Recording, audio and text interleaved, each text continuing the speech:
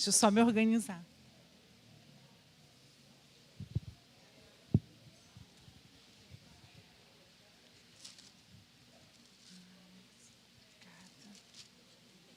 Tá.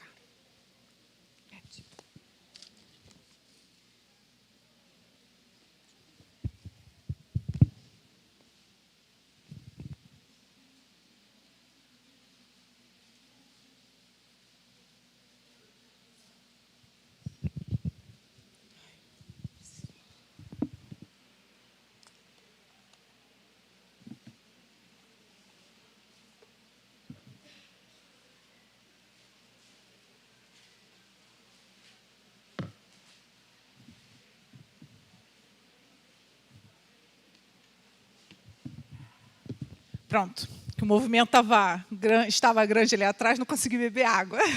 Então, vamos lá. Boa tarde. O nosso tema hoje é sobre os valores da maternidade espiritual. Eu confesso que eu fiquei pensando sobre valores, né? E aí, ao pensar em atribuir valor, o que é valor? O que seria atribuir valor a algo? E aí eu escrevi assim: atribuir valor é olhar para o íntimo de algo, alguém ou ato, com sensibilidade e discernimento, buscando decifrar sua essência, compreender sua ação e reconhecer os seus efeitos. Então, atribuir valor a algo é você olhar lá no interior, bem no íntimo, enxergar a sua essência, os seus efeitos. E quando falamos de maternidade espiritual, que é um termo, né, cunhado aí em cima de Tito 2, de 3 a 5, onde traz a ideia do discipulado, do ensino, que envolve relacionamento contínuo. Então, atribuir valor à maternidade espiritual.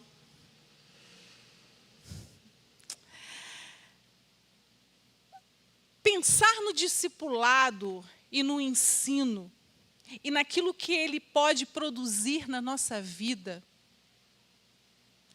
é abrirmos a janela e olharmos atentamente essa vivacidade do relacionamento entre mulheres reais como eu e você. Que no decorrer das nossas vidas, nós vamos nos moldando, nós vamos nos aperfeiçoando, nós vamos nos tornando semelhantes a Cristo. Vamos vivendo a santificação. E aí eu fiquei pensando num relacionamento na Bíblia que pudesse trazer essa ideia para a gente. Mulheres reais que se relacionam e que, ao mesmo tempo, transmitem o valor desse relacionamento. E aí me veio quem? Noemi e Ruth. Sogra e nora, mãe e filha. Um relacionamento tão íntimo, tão profundo de amor. Claro que eu não tenho nem a capacidade, nem a intenção de estudar todo o livro de Ruth com vocês, ou de analisar ou de esgotar, porque seria impossível cada pedacinho desse livro. Mas eu quero focar com vocês nessa tarde no relacionamento das duas, nos diálogos e nas situações que as duas estão diretamente envolvidas. Então, vamos lá. Abram aí no livro de Ruth. Nós vamos ler algumas porções no decorrer.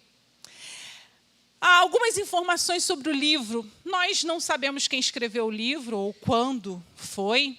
Claro que existem algumas sugestões, mas não temos certeza. Mas o livro nos dá um elemento importante. Ele nos diz sobre o contexto em que essa história se passa. Então, vamos ler aí até o capítulo 1, do verso 1 ao 5. Diz assim: nos dias em que julgavam os juízes, houve fome na terra, e um homem de Belém de Judá, saiu a habitar na terra de Moabe, com sua mulher e seus 2 filhos. Este homem se chamava Elimeleque, e sua mulher Noemi. Os filhos se chamavam Malom e Quilion, efrateus de Belém de Judá. Vieram à terra de Moabe e ficaram ali. Morreu Elimeleque, marido de Noemi, e ficou ela com seus 2 filhos, os quais casaram com mulheres moabitas. Era o nome de uma órfã e o nome de outra, Rute. E ficaram ali quase 10 anos. Morreu também ambos, Malom e Quilion, ficando assim a mulher desamparada de seus 2 filhos e de seu marido. Aqui nós temos a apresentação do contexto, nós temos a apresentação da família de Noemi e a chegada de suas noras. O texto inicia que se trata do tempo dos juízes. O tempo dos juízes na Bíblia foi um tempo mais conturbado que houve na história de Israel, porque o povo ele oscilava entre a rebeldia contra Deus e o arrependimento e o seu retorno ao Senhor. Então o povo se ajustava, a coisa acalmava, relaxavam de novo, saíam dos caminhos do Senhor, Deus vinha com juízo, o povo se arrependia e retornava. Era um ciclo. Era um tempo difícil. Então, Deus, de tempo em tempo, ele levantava um líder, um juiz, que pudesse ali estar direcionando essa nação. Só que aqui tem um outro elemento, que é a fome. A fome chega. E a fome aqui é sinal do juízo de Deus sobre o povo. A fome chega em Belém. O interessante é que o nome Belém significa cidade do pão. Faltava pão na casa do pão.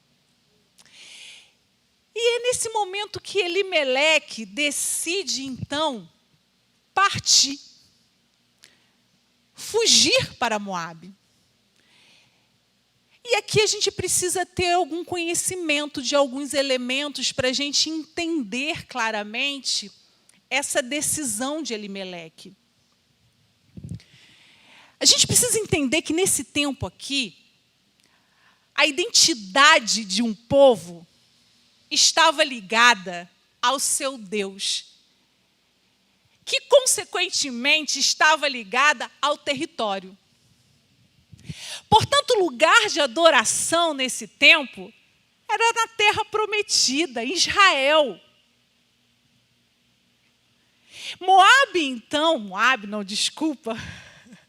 Elimeleque, então, decide pegar a sua família e ir para Moabe, uma terra estrangeira, uma terra pagã, que adora outros deuses.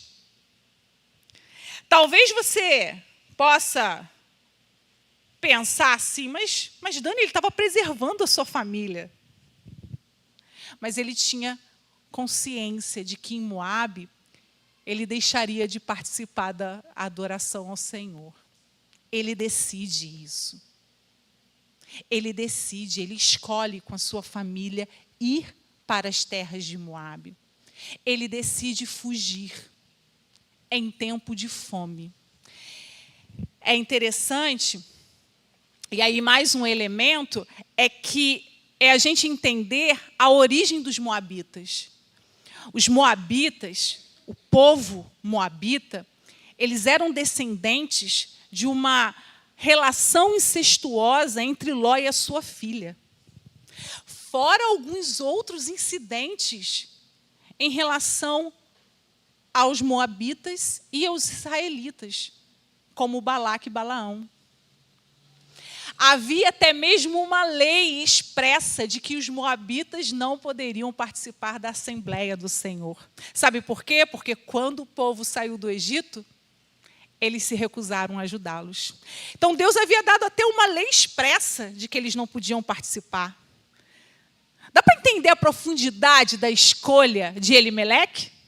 Talvez numa simples lida você pense assim, poxa, que homem, está preservando a sua família, está buscando um lugar melhor para a sua família. Não se engane, Elimeleque está fugindo, ele está saindo da terra prometida, aonde Deus é o provedor, para ir buscar alimento e refúgio em terras pagãs. Elimeleque foge com a sua família. E aqui a gente precisa entender algo muito importante, que ao longo de toda a história vai estar ressoando nos acontecimentos. Nós precisamos ter uma teologia equilibrada. Nós precisamos entender que a soberania de Deus caminha lado a lado com a responsabilidade humana. Nós temos a tendência de achar que uma anula a outra, e isso não é verdade. Elimeleque decidiu fugir com a sua família para Moabe, e isso gera consequências para a sua família, é fato. Entretanto, em sua infinita graça, bondade, misericórdia, Deus usa a escolha de Elimeleque para cumprir o seu propósito. Sabe por quê? Porque os planos de Deus jamais podem ser frustrados. Talvez você pense assim, tá, e se Elimeleque não tivesse fugido? Deus continuaria cumprindo o seu propósito. Entenda isso. A soberania de Deus não anula a responsabilidade humana. E a Bíblia é magnífica, porque ela não esconde os erros dos seus personagens. Ela retrata, ela traz para que a gente possa aprender. E aí, o texto vai continuar, dizendo que após a morte de Elimeleque, nós temos o casamento dos filhos com mulheres moabitas. Não havia uma proibição expressa sobre o casamento de israelitas com moabitas, é fato, mas isso tem que causar estranheza no nosso coração, não é verdade? Eles casam com mulheres moabitas. E em Moabe, isso era fácil acontecer. Era só um pulo. Sai da terra prometida, vai para uma terra pagã, ali o chefe da família morre. Claro, nós não podemos atribuir em nenhum momento que a morte de Moabe ou depois dos seus 2 filhos tenha sido o castigo do Senhor. Não, o texto bíblico não nos diz isso. Mas é fato que Noemi passa situações ainda mais difíceis por estar em terras estranhas. A situação de Noemi, ela ainda é mais crítica por estar em terras estranhas. Então, seus filhos se casam com mulheres moabitas, depois os seus filhos vêm a falecer, ficando Noemi e as noras. O texto vai dizer que Noemi fica desamparada de seus 2 filhos e do seu marido. Hernando Dias Lopes, ao falar de Noemi, ele diz assim, perceba a profundidade disso. Noemi perdeu tudo, sua terra, seu marido, seus filhos, seus sonhos. Ela está velha, viúva, pobre, sem filhos, em terras estrangeiras. Ela não tem filho nem descendente. Sua semente vai ser cortada da terra. Sua memória vai se apagar. E ela, então, passa a alimentar-se de absinto. Ela introjeta uma amargura existencial assoladora.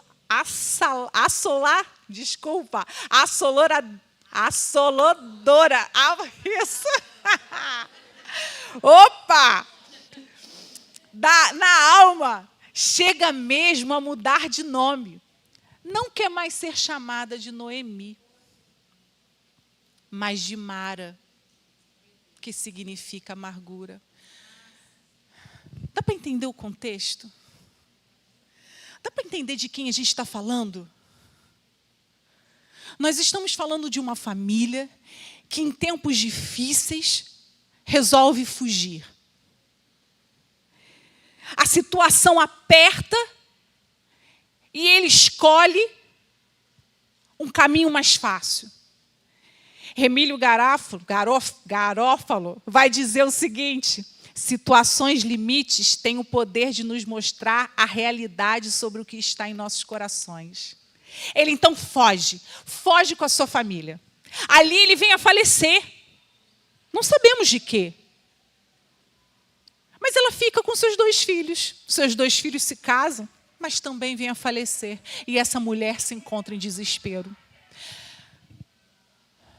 A gente precisa entender que naquele tempo, uma mulher sem um descendente homem era algo muito sério. Noemi, então, ela decide voltar para casa. O texto vai dizer, acompanha aí agora, do verso 6 em diante, que vai dizer assim, ó: então se dispôs ela com as suas noras e voltou da terra de Moabe, porquanto nesta ouviu que o Senhor se lembrara do seu povo, dando-lhe pão. Saiu, pois, ela com suas 2 noras do lugar onde estivera. E indo elas a caminho de volta para a terra de Judá, disse-lhe Noemi: ide, voltai cada uma à casa de sua mãe, e o Senhor use convosco de benevolência, como vos usastes com os que morreram comigo, com os que morreram e comigo. O Senhor vos dê que sejais felizes, cada um em casa de seu marido. E beijou-as. Elas, porém, choraram em alta voz e lhes disseram: não, iremos contigo. Iremos contigo ao teu povo. Porém, Noemi disse: voltai, minhas filhas, porque iris comigo? Tenho eu ainda no ventre filho, para que vos sejam por maridos? Tornai, filhas minhas, ide-vos embora, porque sou velha demais para ter marido. Ainda quando eu dissesse, tenho esperança, ou ainda que esta noite tivesse marido e houvesse filhos, esperá-lo-eis até que viessem a ser grande? Abster-vos-ias de tomardes marido? Não, filha minha, porque por vossa causa a mim me amarga ter o Senhor descarregado contra mim a sua mão. Então de novo choraram em alta voz. Órfã, com um beijo, se despediu de sua sogra, porém Ruth se apegou a ela. Noemi ouve dizer que na casa do pão havia chegado o pão. Noemi então decide retornar. E aqui, vamos pensar, sair é mais fácil do que retornar. Principalmente, retornar do jeito que ela estava retornando. Sozinha, desamparada, pobre, amargurada. Mas ela decide voltar. Ela toma coragem ou a falta de esperança total a leva voltar para o seu povo, para a sua terra. E o texto nos diz que no caminho ela para e decide então convencer as suas noras de retornar. Ela diz: ide, voltai cada uma à casa de sua mãe, e o Senhor use convosco de benevolência, como vos usaste com os que morreram comigo. Noemi aqui, ela está pedindo às suas noras que retornem para a sua família. Mesmo porque, vamos pensar friamente, eram mulheres moabitas. Elas estavam Noemi estava retornando, mas elas estavam indo para uma terra que não era delas. Quanto preconceito elas teriam lá? Qual a dificuldade dessas mulheres casarem-se novamente. Seria difícil. O que move Noemi aqui é uma preocupação genuína com as suas noras. Tanto que ela ora ao Senhor, dizendo que o Senhor, Yahvé, que era o nome próprio de Deus, utilizado pelo judeu, use convosco de benevolência, como vós usaste com os que morreram e comigo. Esse termo benevolência, ele significa um amor profundo, um amor pactual, um amor leal, um amor que se mantém de pé mesmo diante da falta de resposta. É esse amor que une essas três mulheres. Então, Noemi, ela despede as suas noras para que volte para a sua família, para que elas possam contrair um novo casamento. Naquele tempo, casar era algo muito importante para essa mulher. Casar e ter filhos. Então, Noemi, ela está ali preocupada verdadeiramente com as suas noras. Mas elas são categóricas. Elas dizem assim: não. Iremos contigo ao teu povo. Percebam uma coisa aqui, Noemi, ela encontra-se amargurada. E por isso nós vamos ver Noemi aqui muito perdida, muito confusa. Porque aos olhos humanos, retornar para suas famílias era o melhor caminho. Mas aos olhos do Senhor, essas duas mulheres teriam a possibilidade de irem para a terra do Deus verdadeiro. Noemi está tão confusa que, assim como Elimeleque buscou, por meio de soluções humanas, fugir da fome, ela está tentando resolver a situação das noras. O sofrimento não está permitindo com que Noemi veja claramente o que ela está fazendo. E ela convence. Mas o interessante é que as noras sim, as noras estão entendendo o que está implicado aqui. Tanto que o texto vai nos dizer,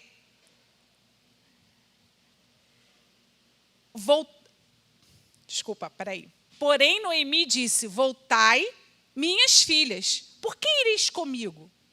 Mesmo que eu case hoje ou que eu tenha filhos hoje, vocês não vão poder esperar.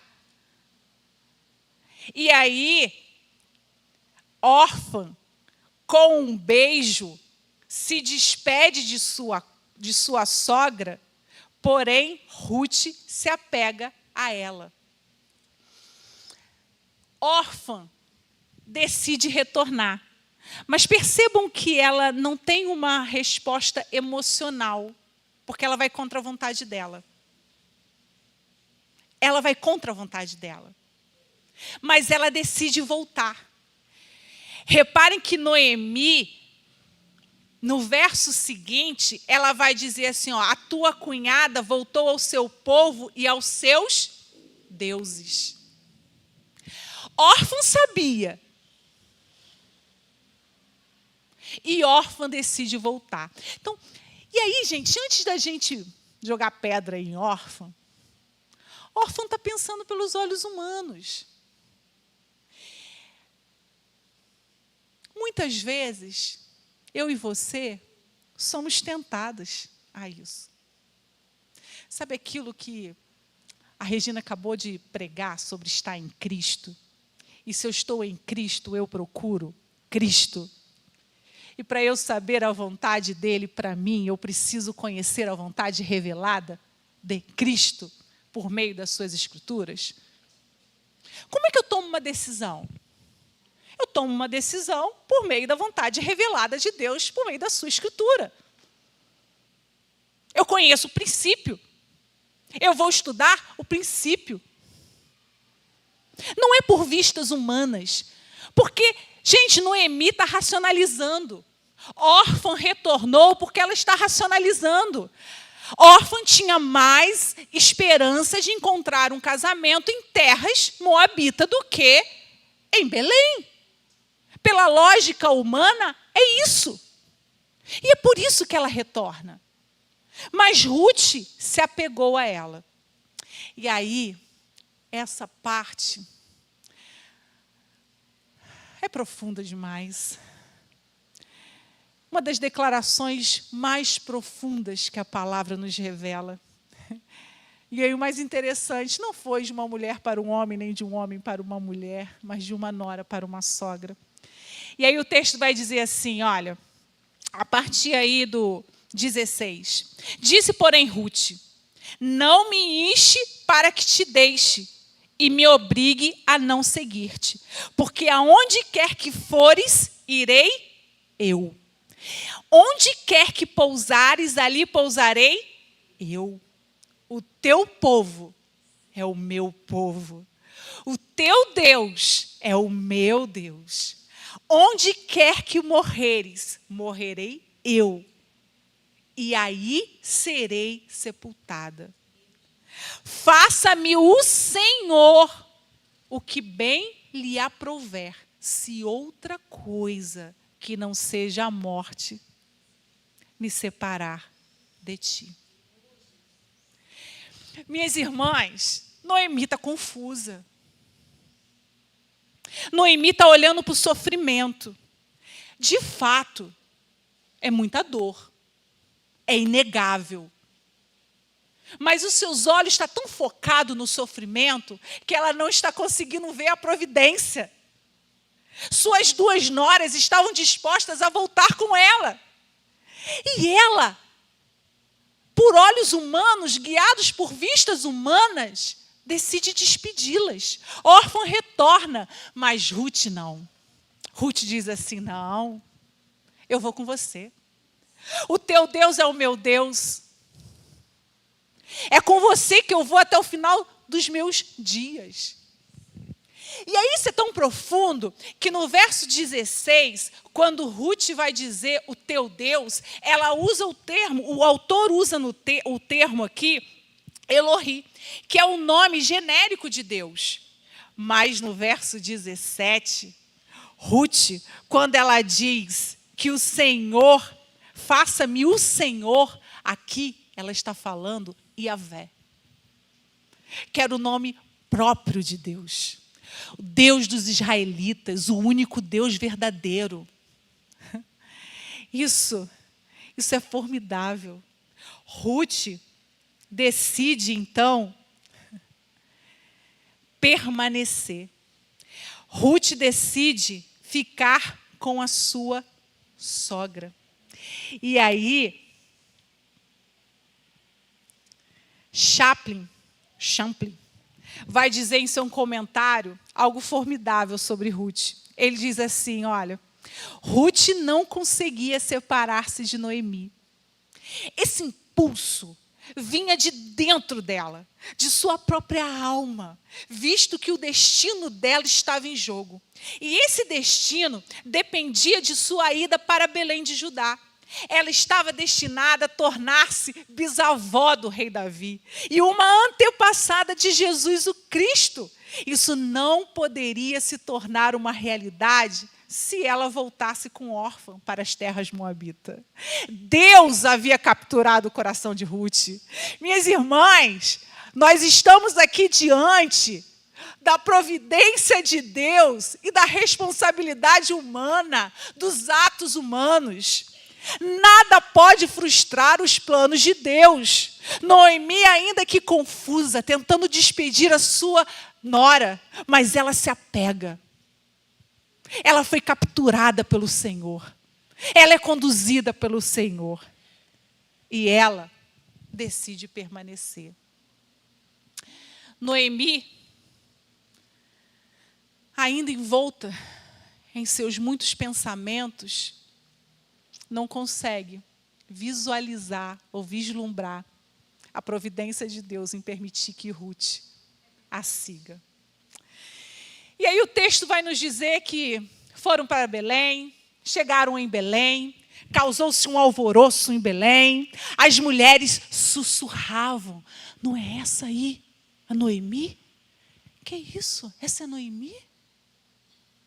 E Noemi diz assim: olha, não me chama de Noemi.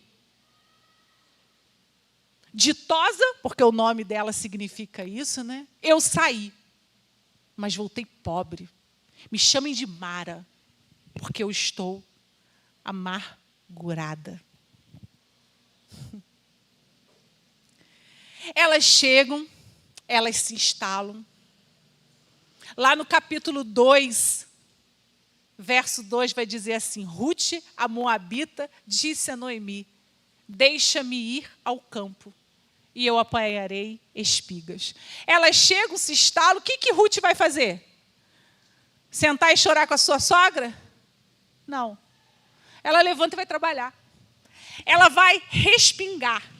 O que é respingar? Respingar era um costume da época, que estava previsto em lei, em que aquilo que as extremidades dos campos não deveriam ser colhidos. Aquilo deveria ser deixado para as viúvas, para os necessitados. E se caísse algo, que também fosse deixado, que não fosse resgatado. E Ruth, então, decide se levantar e ir. Olha, eu vou em busca de um campo, de alguém que me favoreça. E ela vai. É interessante que Ruth vai parar logo aonde? No campo de Boaz, um parente. Ali ela começa a respingar. Boaz chega, depois vocês leem com mais detalhe. Há um diálogo entre Boaz e Ruth. É interessante porque Boaz diz a Ruth que ele ouviu falar sobre Ruth, sobre como ela era bondosa para com sua sogra. Ele, então, a favorece.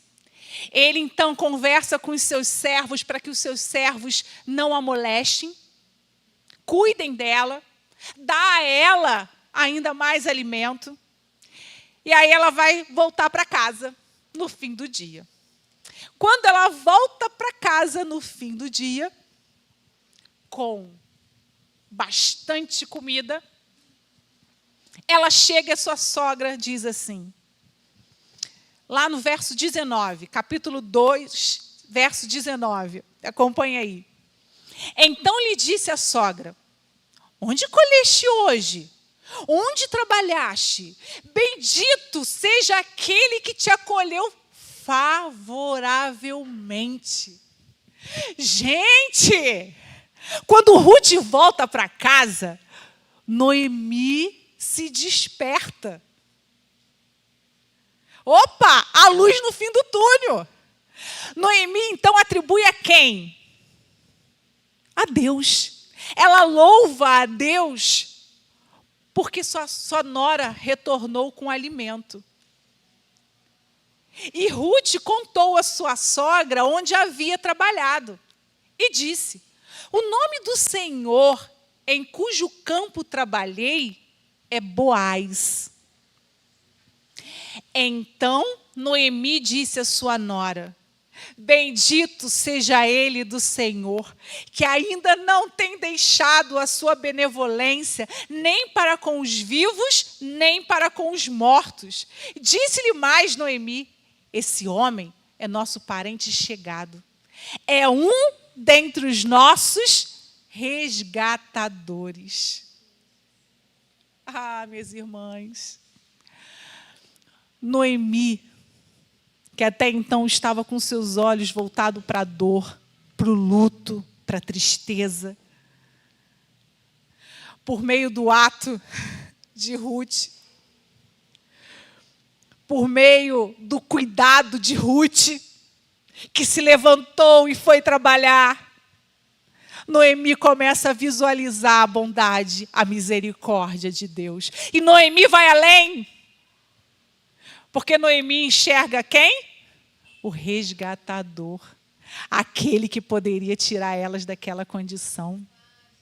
Olha, perceba o que Deus está fazendo. Perceba como Deus vai movendo Noemi e Ruth em meio a essa história. E o texto continua. Continuou Ruth, a moabita, também ainda me disse: com os meus servos ficará até que acabe toda a cega que tenho. Disse Noemi a sua sogra, a Ruth: bom será, filha minha, que saia com as servas dele, para que noutro campo não te molestem. Assim passou ela a companhia das servas de Boaz para colher até que a cega da cevada e do trigo se acabou. E ficou com sua sogra. Ruth continuou trabalhando nos campos de Boaz até que a cega terminou. Isso dura cerca de 3 meses. Noemi, lá no primeiro dia, Noemi logo viu em Boaz o seu resgatador. Mas 3 meses se passaram e nada aconteceu. Nada mudou. Opa! Então é no capítulo 3 que Noemi, ainda tentando se equilibrar em suas emoções, ainda tentando entender e compreender algumas coisas. O capítulo 3 vai dizer assim: disse-lhe Noemi, sua sogra: minha filha, não hei eu de buscar-te um lar para que sejais feliz? Ora, pois não é Boaz, na companhia de cujas servas estivesse, um dos nossos parentes? Eis que esta noite limpará a cevada na eira, banhar-te e ungir-te, e põe os teus melhores vestidos, e desce a eira. Porém, não te deis a conhecer ao homem, até que tenha acabado de comer e beber. Quando ele repousar, notará o lugar em que se deita. Então chegarás e lhe descobrirás os pés, e te deitarás. Ele te dirá o que deves fazer. Respondeu-lhe Ruth: tudo quanto me disseres, farei.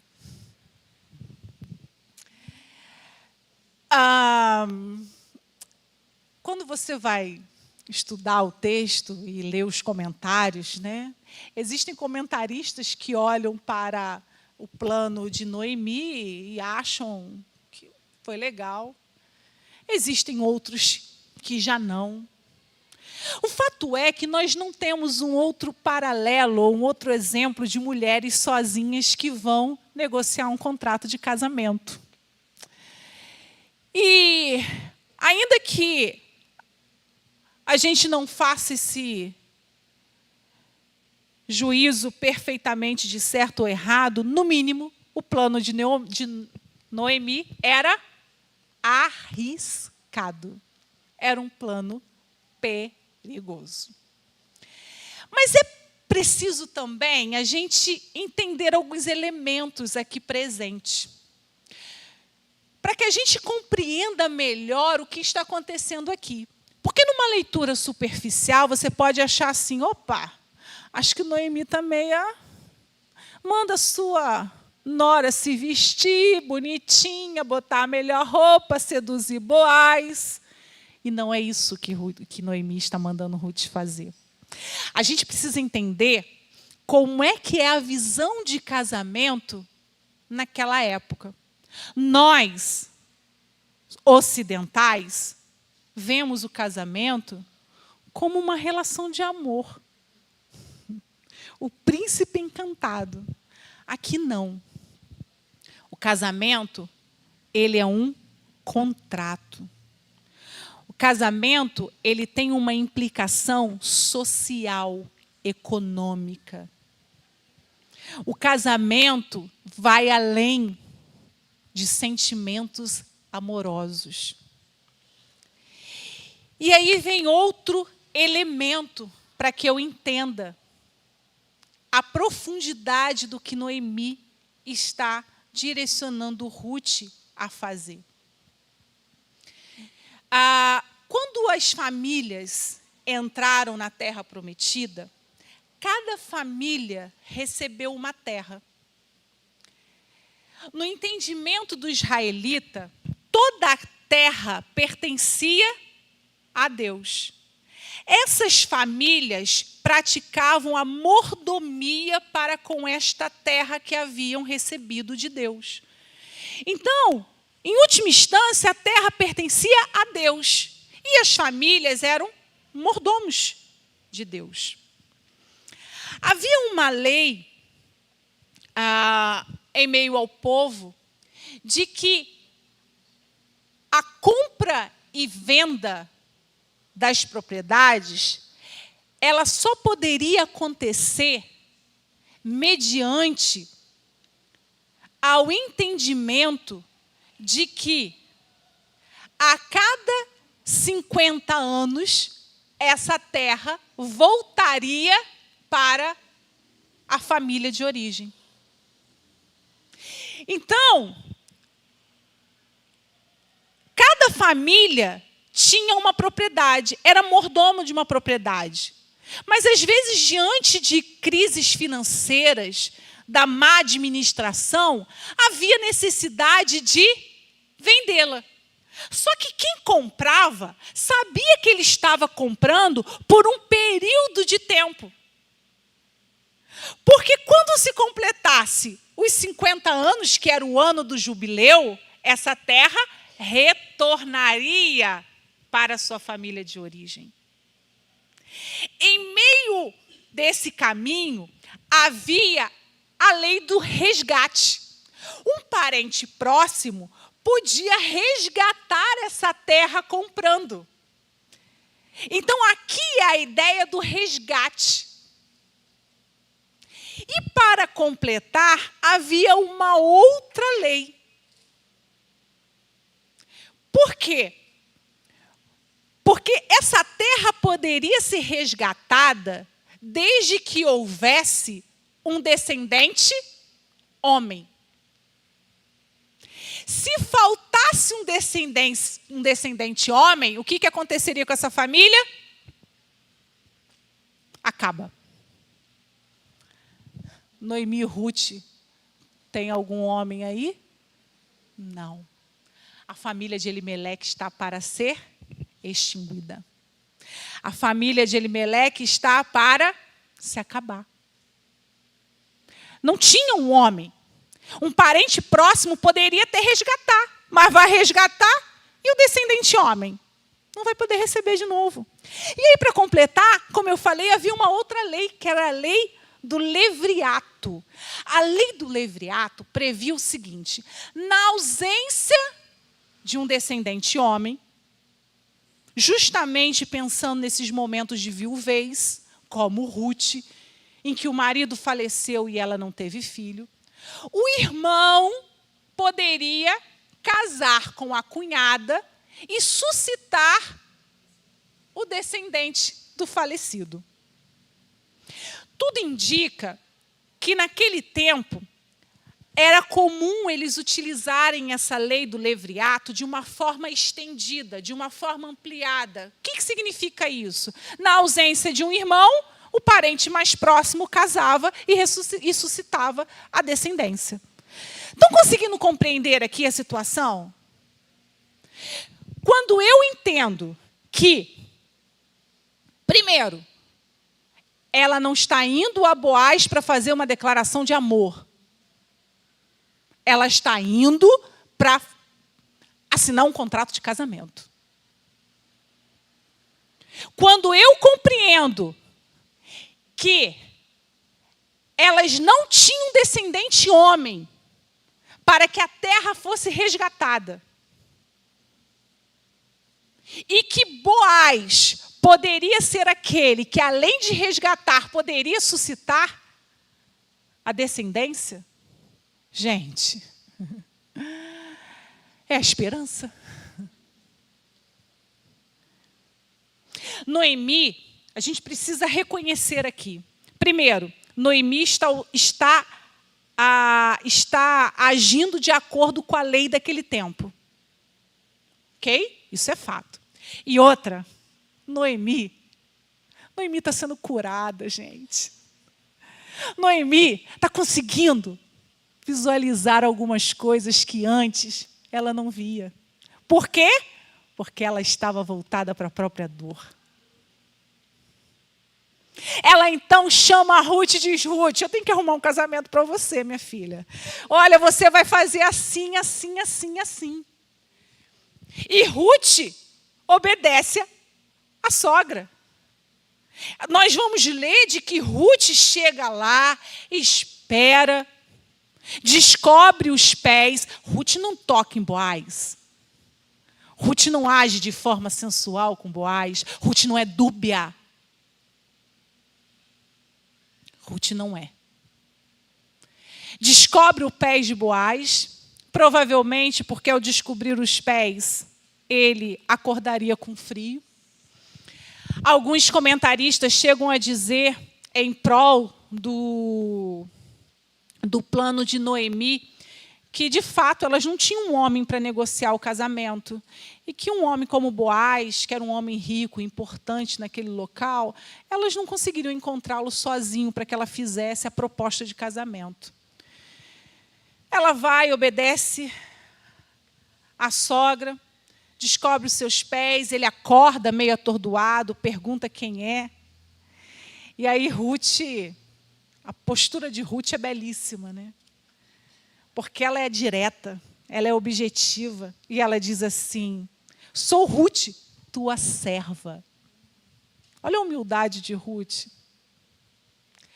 Que em outros momentos Ruth também a apresentou. Ruth não chega lá: olha aqui, meu filho, você é meu resgatador. Dá para adiantar aí o negócio? Já passou 3 meses, como é que é o negócio? Já passaram 3 meses, já acabou a colheita, não vai dar, meu filho, vamos embora. Não.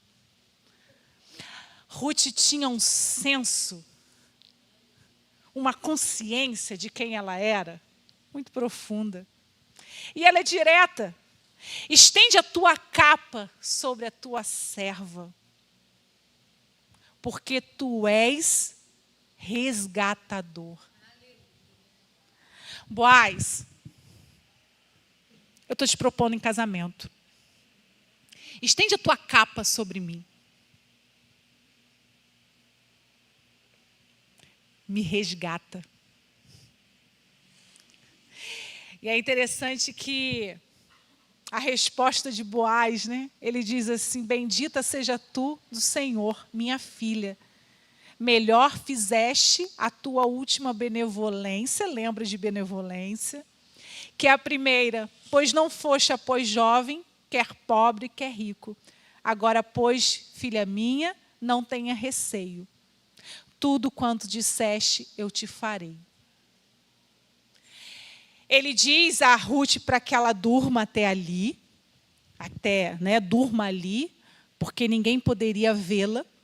Por isso que o plano de Noemi é audacioso, é arriscado, porque ninguém poderia vê-la, porque se a reputação dela fosse manchada, ela não poderia casar-se com ele.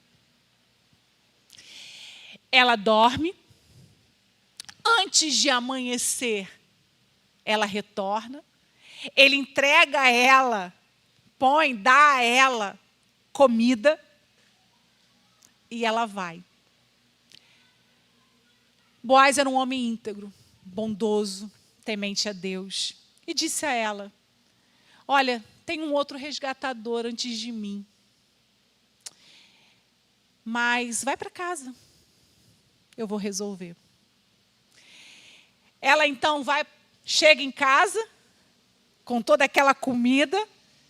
E aí vem o nosso próximo diálogo lá no verso 16, capítulo 3. Diz assim: em chegando à casa de sua sogra, esta lhe disse: como te passaram as coisas, minha filha? Imagina a ansiedade de Noemi, né? Imagine Noemi esperando Ruth voltar. Meu Deus! Gente, a gente está falando do resgate delas. da mudança de vida. Ela chega, então, ela conta, né, o verso vai dizer, ela lhe conta tudo quanto aquele homem lhe fizera. E disse ainda, estas 6 medidas de cevada ele mais deu e me disse, não volteis para a tua sogra sem nada. Ô Senhor, olha a providência de Deus. Noemi chegou pobre, sem nada, sem comida, sem um herdeiro. Ainda está sem um herdeiro, mas Deus está provendo. Deus está entregando a provisão.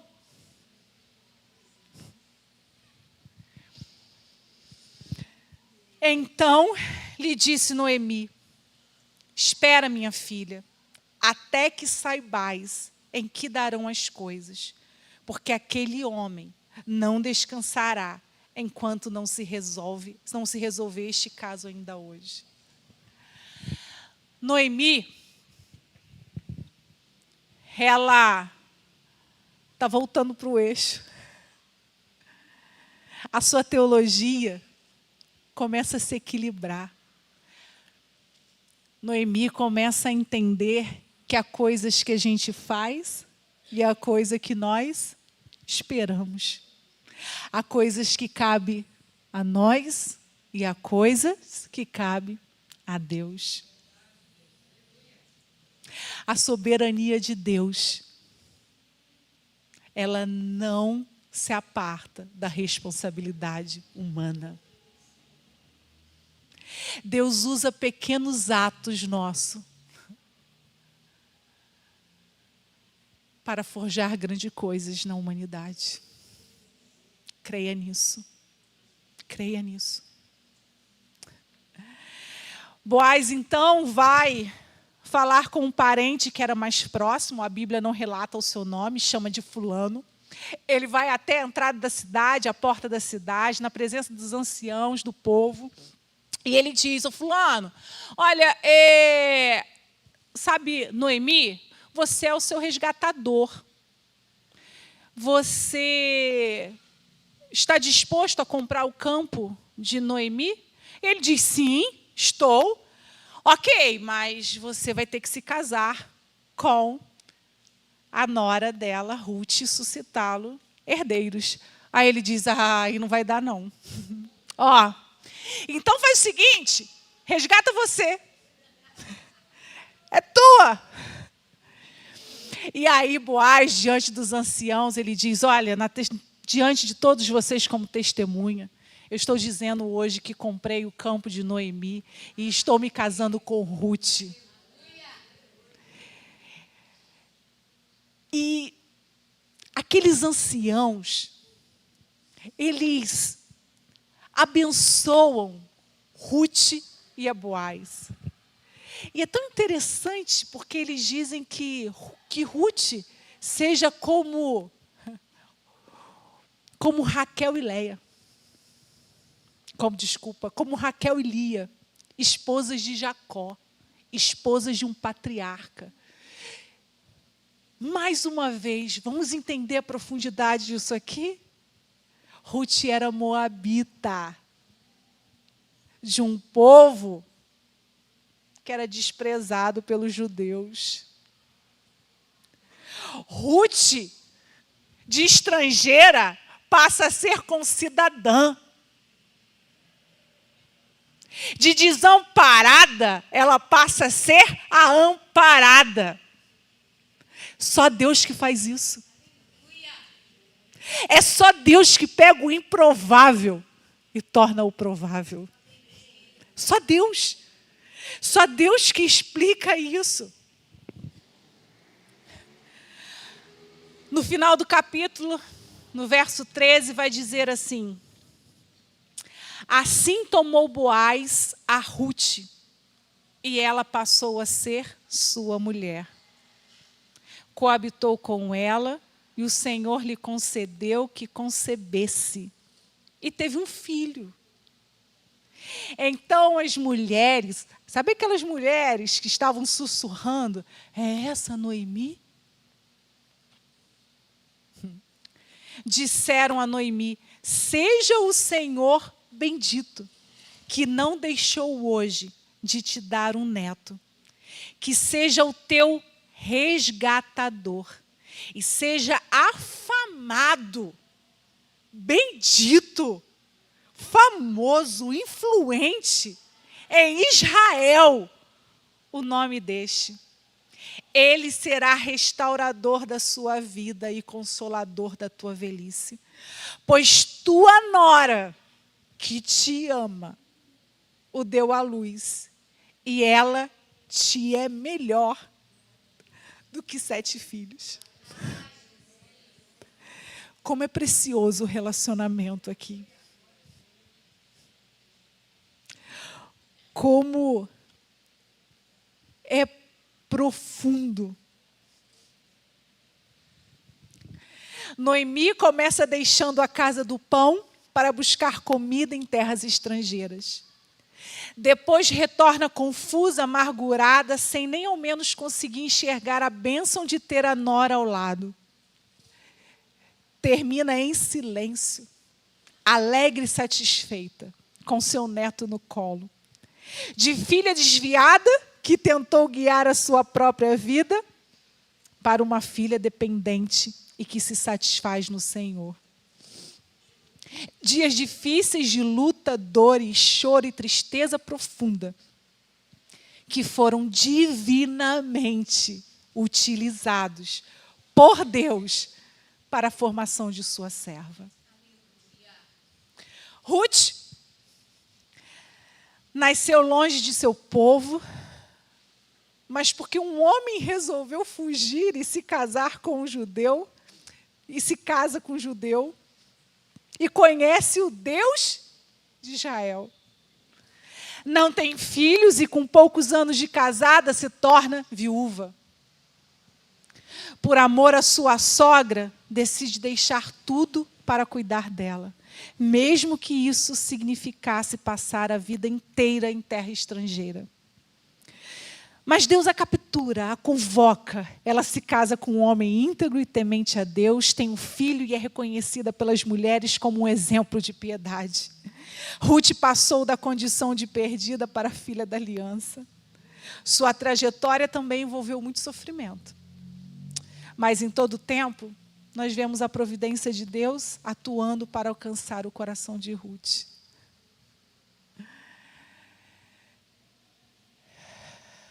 Que história! Uma ajudando a outra. Uma ensinando a outra. Eu quero terminar com vocês nos últimos versos, que diz assim: são estas, pois, a geração de Pérez. Pérez gerou a Esrom. Esrom gerou a Rão. Rão gerou a Aminadab. Aminadab gerou a Naasson. Naasson gerou a Salmão. Salmão gerou a Boaz. Boaz gerou a Obed. Obed gerou a Jessé. Jessé gerou a Davi. Oh, Deus! A descendência do rei Davi, do grande rei Davi, veio de Ruth.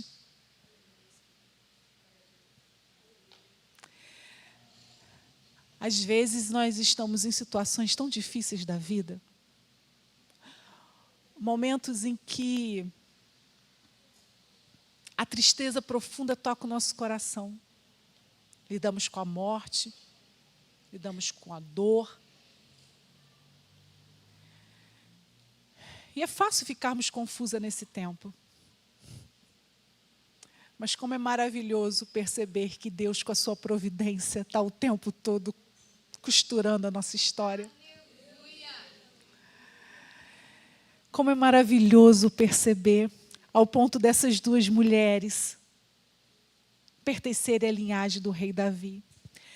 Mas é fato que o rei Davi era homem como nós, limitado.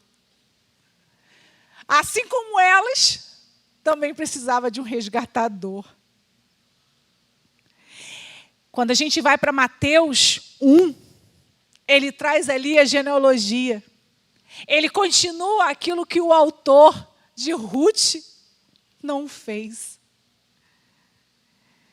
E aí, partindo do verso 17, ele diz assim, olha... Desculpa. Verso 17. Não, desculpa, peraí, volta. Partindo do verso 6, ele diz assim: Jessé gerou ao rei Davi a Salomão, da que fora mulher de Urias. Salomão gerou Roboão, Roboão a Abias, Abias a Asa gerou a Josafá, Josafá a Jorão, Jorão a Uzias, Uzias gerou a Jotão, Jotão a Acais, Acais a Ezequias, Ezequias gerou a Manassés, Manassés a Amon, Amon a Josias, Josias gerou a Jaconias e seus irmãos no tempo do exílio da Babilônia.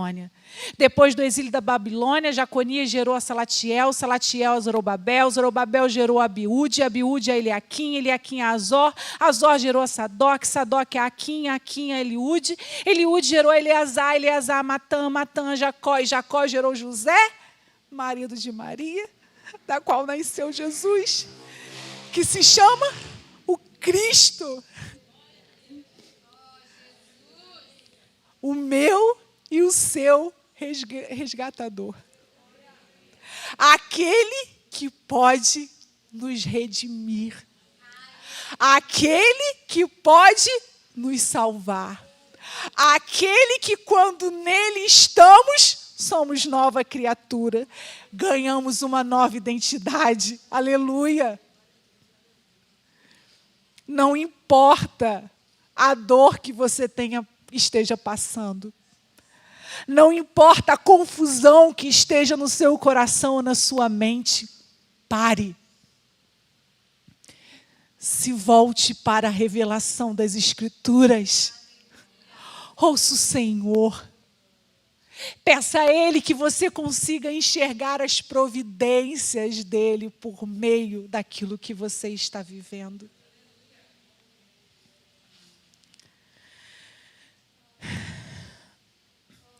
Por meio de Noemi, Ruth e Boaz, veio o Messias, Jesus, o Cristo. Aquele que veio resgatar a minha e a sua vida. Ele é o nosso resgatador. E é tão interessante pensar que na genealogia de Jesus há uma mulher que não era judia. Sabe por quê? Porque no sangue do nosso Salvador havia sangue de gentio, porque Ele veio para salvar todos nós. Não há acepção de pessoas. Todo aquele que nele crê, todo aquele que confessares perante os homens que Ele é Senhor da sua vida, será resgatado por Ele. Algumas aplicações sobre o valor da maternidade espiritual. Na maternidade espiritual, há uma preocupação genuína uma com a outra, um com o outro. A maternidade espiritual pressupõe preocupar-se genuinamente com o outro. Não ajudarmos por conveniência, por reconhecimento ou para se ter qualquer benefício. O fazemos porque amamos o outro e queremos ser bênção na vida dele. Buscamos ser benevolentes na vida do outro. O amor genuíno era o que unia Noemi e Ruth. Segundo, cuidar do outro pressupõe decidir-se por Cristo. Cuidar, ensinar, ministrar, discipular, pressupõe renunciar aos seus próprios entendimentos e compreensão acerca de si, da vida e seguir a Deus e o seu reino. Ruth abandonou sua terra, seus deuses, sua identidade, assumiu o povo e o Deus de Noemi. Só somos capazes de ser luz na vida do outro se entendermos essa verdade. Nossos relacionamentos, antes de serem saudáveis na horizontal, precisam ser alinhados na vertical. Ruth precisou tomar uma decisão racional de abandonar tudo para cuidar de sua sogra. Servir ao outro pressupõe primeiro servir a Deus. E por fim, maturidade espiritual pressupõe reconhecer que em alguns momentos você cuida e em outros é cuidada. Na dinâmica da vida, todos nós precisamos cuidar e sermos cuidadas. Ruth era uma moabita, cresceu em uma casa que não conhecia Yahvé. Ruth só pôde conhecê-lo por meio de sua sogra. Lembre-se que no texto ela diz assim: o teu Deus será o meu Deus. Ela não fala o Deus do meu marido, ela fala o teu Deus. Noemi foi aquela usada para apresentar Deus a Ruth.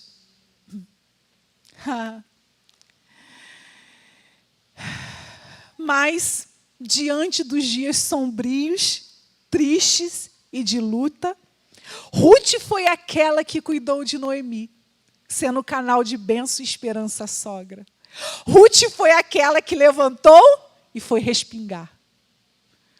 Ruth foi aquela que trouxe a provisão.